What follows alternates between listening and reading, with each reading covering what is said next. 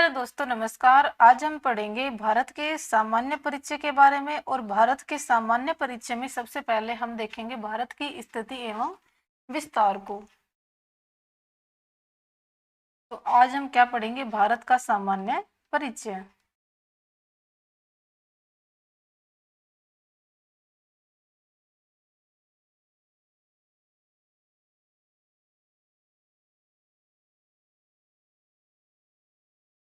और इसमें हम देखेंगे भारत की स्थिति और विस्तार।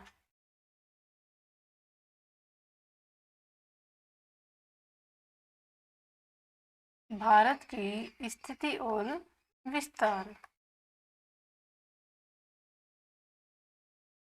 और भारत की स्थिति और विस्तार के अंदर अपन पढ़ेंगे अक्षांश और देशांतर।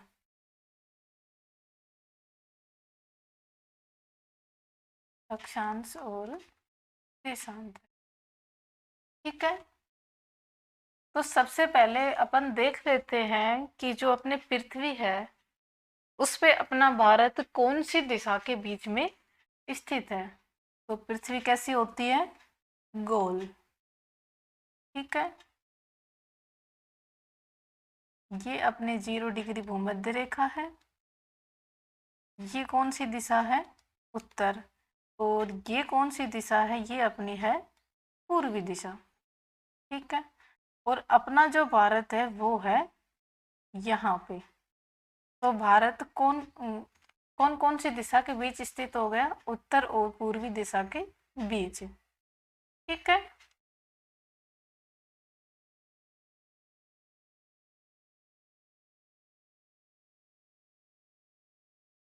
ये हो गया दक्षिणी गोलार्ध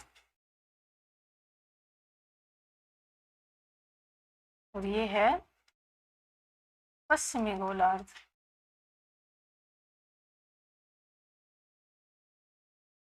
तो इससे अपने को ये तो ज्ञात हो गया कि अपना जो भारत है उत्तरी और पूर्वी दिशा के बीच में स्थित है। मतलब उत्तरी गोलार्ध और पूर्वी गोलार्ध के बीच में है ना। तो ये पश्चिम पश्चिम गोलार्ध और दक्षिणी गोलार्ध से भारत का कोई लेन देन नहीं है। आगे देखते हैं कि इंडिया है जो कितने डिग्री पूर्वी देशांतर के बीच स्थित है। तो फिर से अपन बना लेते हैं कि पृथ्वी गोल है।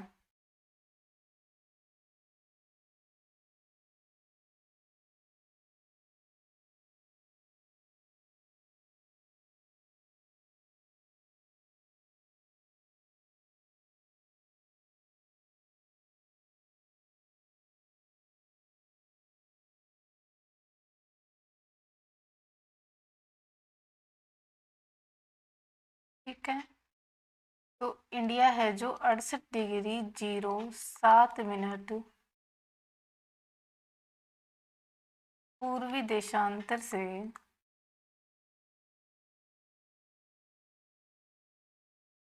97 डिग्री 25 मिनट पूर्वी देशांतर के बीच स्थित है। पूर्वी देशांतर के बीच स्थित है, ठीक है।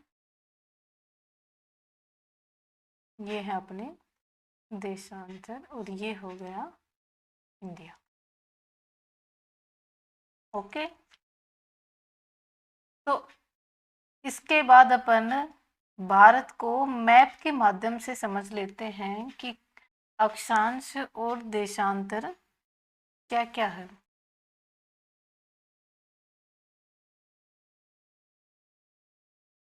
तो अपन इंडिया का मैप ही बना लेते हैं समझने के लिए।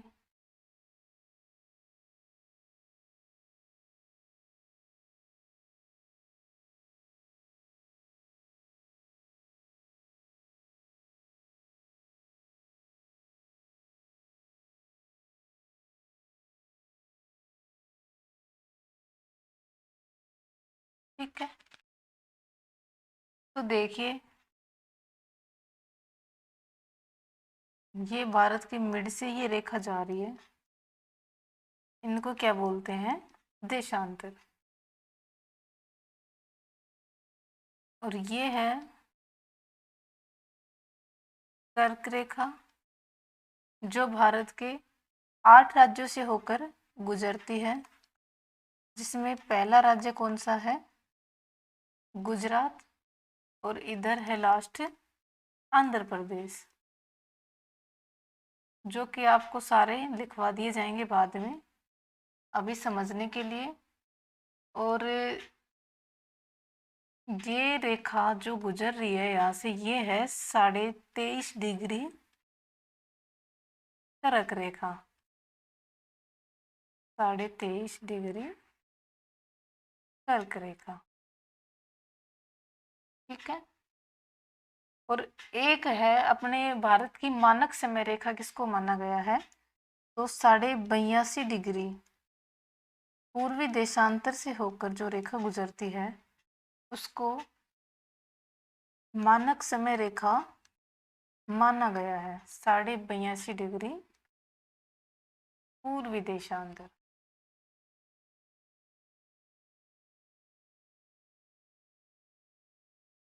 ठीक है। और जो 23.5 डिग्री कर्क रेखा गुजर रही है, वो मानक समय रेखा को काटती है यहाँ पे। और ये स्थान कौन सा है? छत्तीसगढ़ में सरगुजा स्थान है। छत्तीसगढ़ राज्य में सरगुजा स्थान है, ठीक है।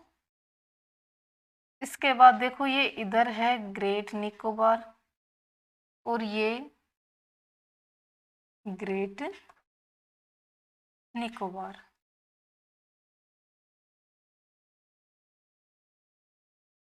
और ये 6 डिग्री 45 मिनट उत्तरी अक्षांश से होकर गुजरता है। उत्तरी अक्षांश से होकर गुजरता है, ठीक है।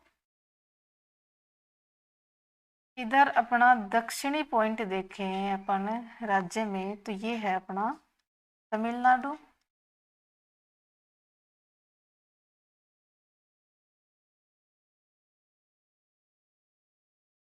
ये हो गया गुजरात, और इधर हो गया आंध्र प्रदेश। और उत्तरी देखें तो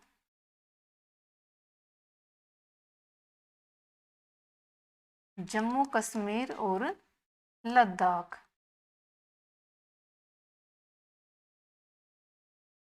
ठीक है।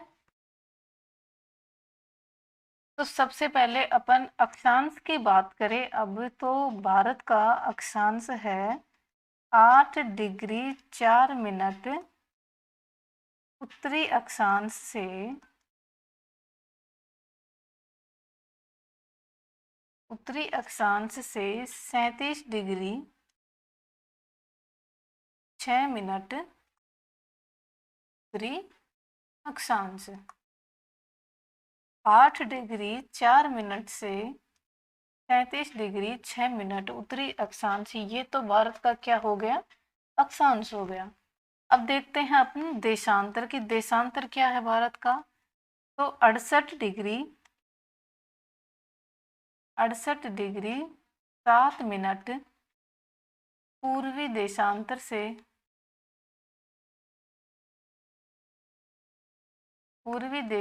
से 97 डिग्री 25 मिनट पूर्वी देशांतर के बीच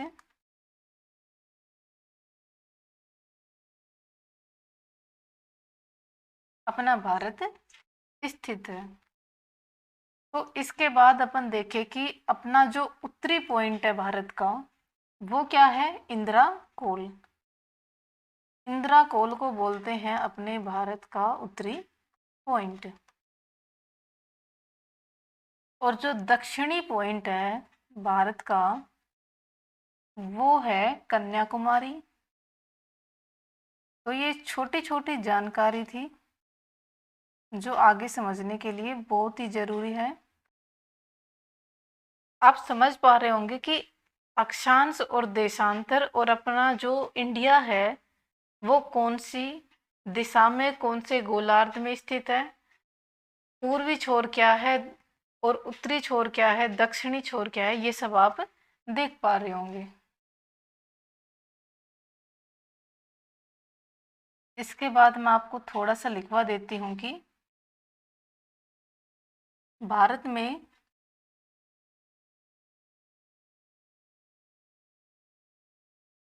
28 राज्य और 8 केंद्र शासित प्रदेश हैं। केंद्र शासित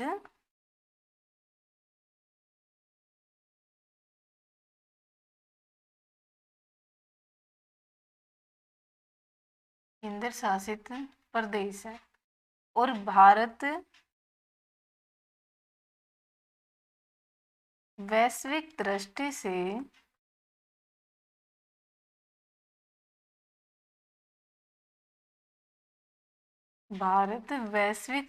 से उत्तरी पूर्वी गोलार्ध में स्थित है। उत्तरी पूर्वी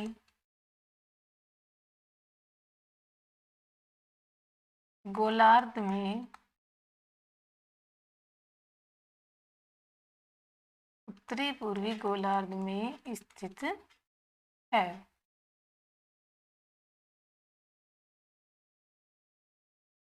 ठीक है। और भारत अक्षांशीय दृष्टि से भारत उत्तरी अक्षांश में और देशांतरी दृष्टि से पूर्वी देशांतर में स्थित है। तो अपन देखते हैं कि देशांतरी दृष्टि से भारत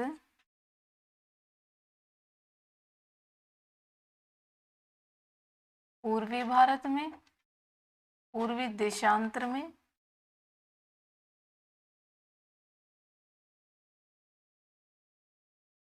और अक्षांशीय दृष्टि से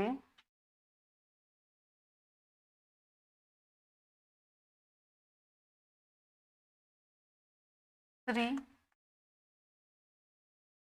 अक्षांश में स्थित है। इसके बाद अपन देखें कि भारत का मुख्य भूमि का अक्षांशीय विस्तार कितना है। तो भारत का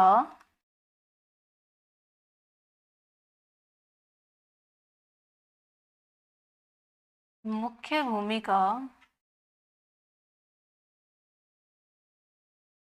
अक्षांशीय विस्तार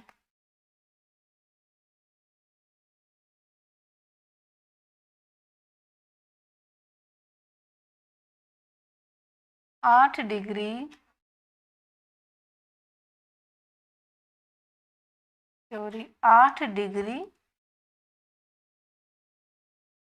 4 मिनट उत्तरी अक्षांश से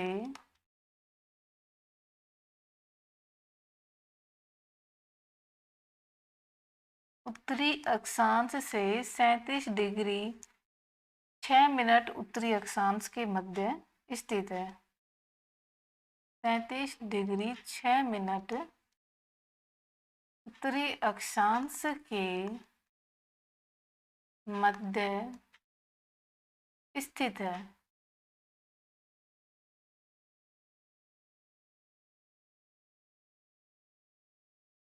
ठीक है।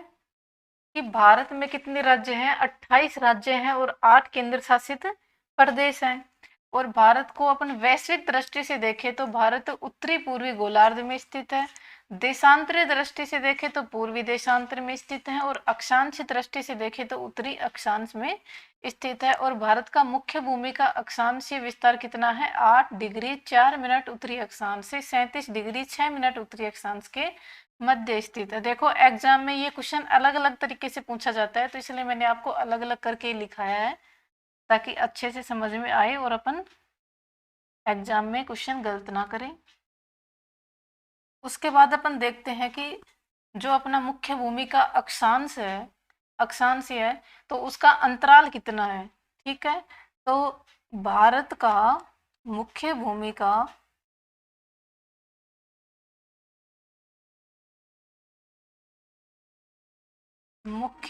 का अक्षांशीय विस्तार।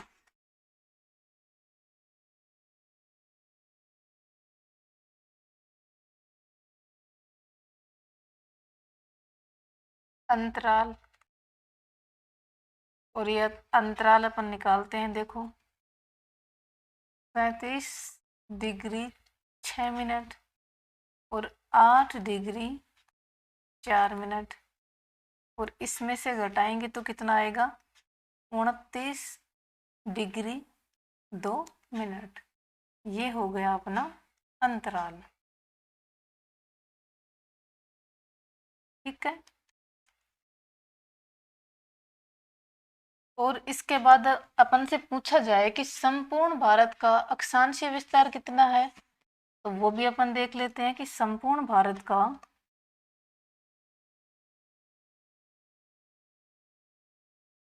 पूरे भारत का अक्षांशीय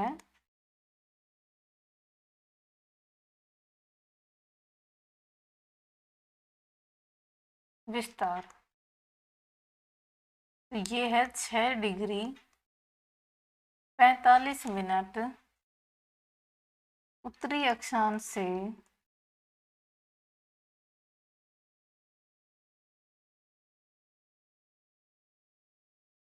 35 डिग्री 6 मिनट उत्तरी अक्षांश के मध्य है, अक्षांश के मध्य। ठीक है, तो ये तो अपना था मुख्य भूमि का अक्षांशीय विस्तार, और ये है संपूर्ण भारत का अक्षांशीय विस्तार। आगे देखते हैं कि भारत का जो देशांतरी अंतराल है वो कितना आता है।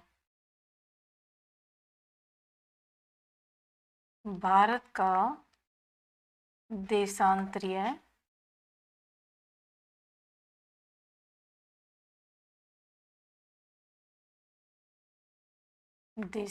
अंतराल, देखो देशांतरीय अंतराल क्या था, 93 डिग्री 25 मिनट में से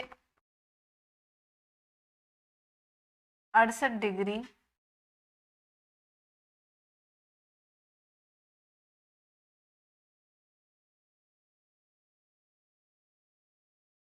माइनस करेंगे अपन तो कितना आएगा,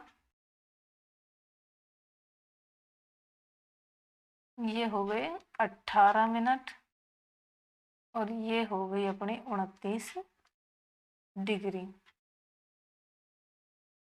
ये हो गया अपना अंतराल।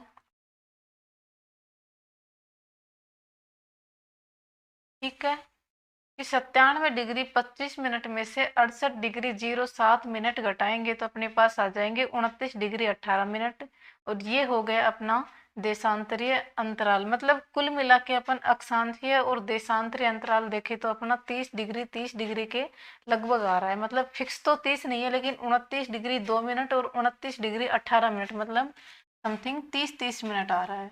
तो अपन लिख सकते हैं कि भारत का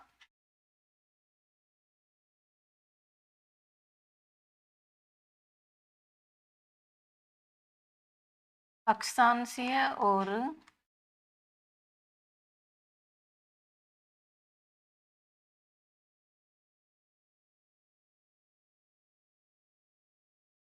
देशांतरीय अंतराल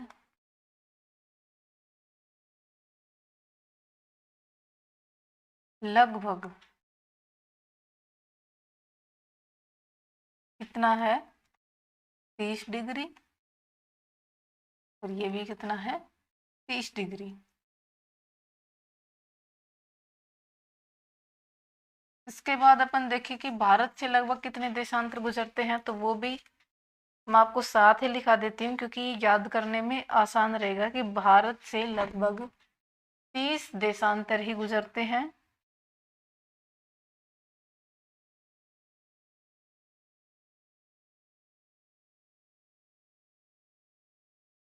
भारत से लगभग 30 देशांतर गुजरते हैं।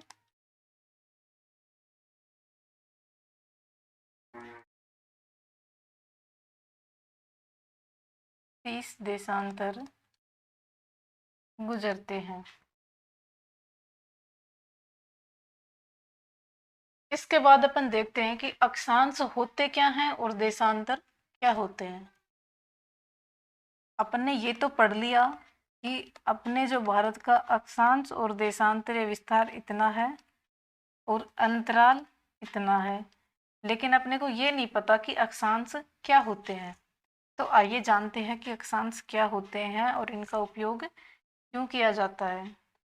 तो सबसे पहले मैं आपको बता दूं कि अक्षांश का उपयोग है वो जलवायु के लिए किया जाता है।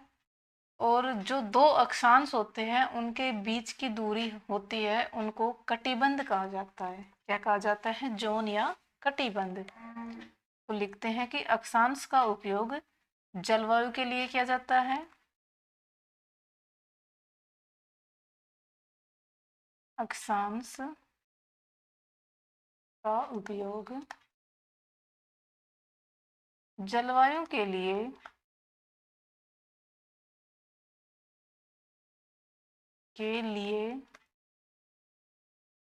किया जाता है।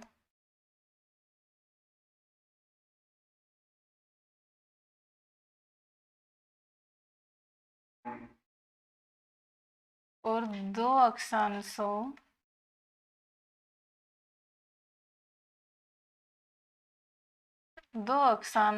के बीच की दूरी को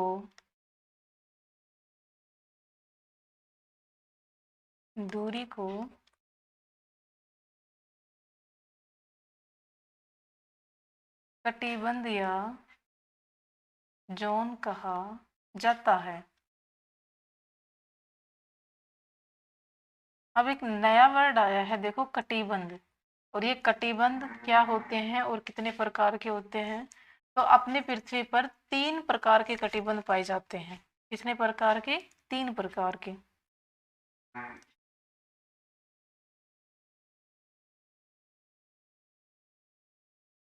पृथ्वी पर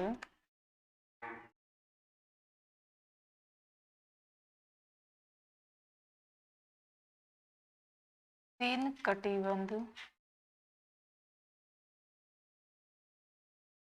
पाए जाते हैं।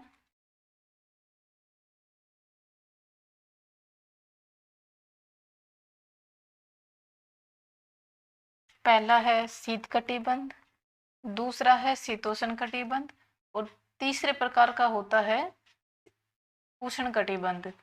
ठीक है, तो पहला है शीत कटिबंध और दूसरा है उष्ण कटिबंध और थर्ड नंबर का है वो है शीतोष्ण कटिबंध। शीतोष्ण कटिबंध। ठीक है, कितने प्रकार के कटिबंध होते हैं? 3 प्रकार के।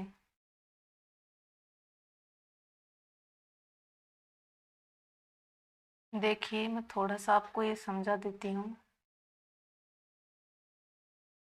ये है पृथ्वी। ठीक है,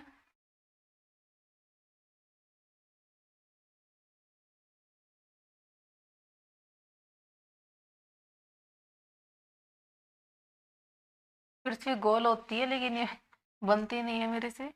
तो ये है 0 डिग्री भूमध्य रेखा।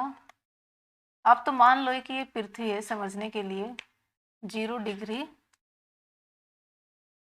भूमध्य रेखा। ये है 23 डिग्री कर्क रेखा, ठीक है। और ये जो रेखा है ये है 23.5 डिग्री मकर रेखा,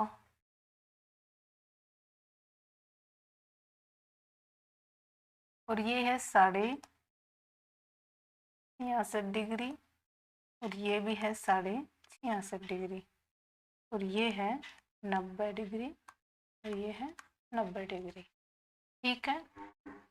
इसके बाद अपन देखते हैं कि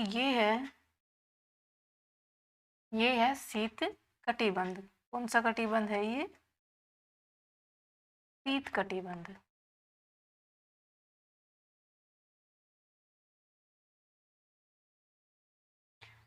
उसके बाद देखो दूसरे नंबर का ये कटिबंध है, ये कौन सा है? शीतोष्ण कटिबंध। और ये भी उष्ण है, ये दोनों उष्ण कटिबंध है। ये शीतोष्ण कटिबंध है और ये शीत कटिबंध है। तो देखो टोटल कितने हो गए अपने पास? 3 प्रकार के कटिबंध पृथ्वी पर पाए जाते हैं। जो 0 डिग्री भूमध्य रेखा से देखो 23.5 डिग्री कर्क रेखा कर, और इधर 23.5 डिग्री मकर रेखा तक तो क्या पाया जाता है? उष्ण कटिबंध पाया जाता है। और 23.5 डिग्री से 66.5 डिग्री तक देखे तो अपन को शीतोष्ण कटिबंध दिखाई देता है। और 66.5 डिग्री से 90 डिग्री तक अपन देखते हैं तो वहाँ हमें शीत कटिबंध देखने को मिलता है। उसके बाद अपन देखते हैं कि देशांतर क्या होते हैं।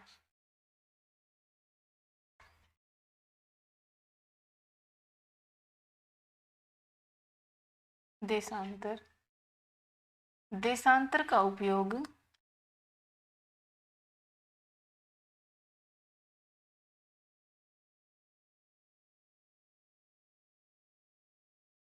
समय मापन के लिए किया जाता है। समय मापन के लिए किया जाता है।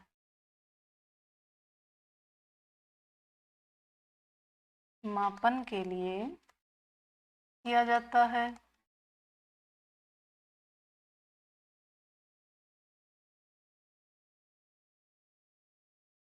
तथा 2 देशांतरों के बीच की दूरी को गौर कहा गया है।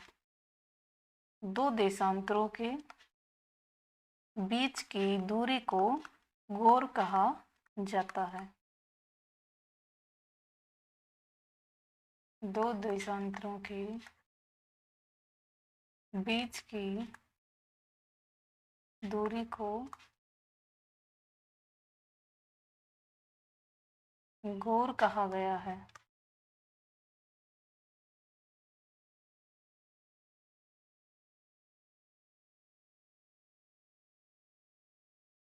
देखो देशांतर का उपयोग समय मापने के लिए किया जाता है। समय का मापन कैसे किया जाता है, किस आधार पर किया जाता है, तो मैं आपको बता दूं कि ग्रीनविच रेखा है जो विश्व के 0 डिग्री देशांतर जिसको अपन बोलते हैं GMT, वो कौन कौन से देशों से होकर गुजरती है? ब्रिटेन, लंदन से गुजरती है। और अपने भारत में जो समय मापन रेखा है वो है 82.5 डिग्री, जिसको 82 डिग्री 30 मिनट पूर्वी देशांतर के नाम से अपन बोलते हैं। और ये भारत में यूपी, MP, छत्तीसगढ़, उड़ीसा और आंध्र प्रदेश से होकर गुजरती है। मान लेते हैं अपन कि ब्रिटेन में समय हो रहा है 12 बज रहे हैं वहाँ पे, तो अपने भारत में क्या समय होगा? तो ये सारी चीजें मापने के लिए अपन किसका प्रयोग करते हैं? देशांतर का। समय मापन कैसे किया जाता है वो हम देखेंगे अगली वीडियो में। थैंक यू, धन्यवाद।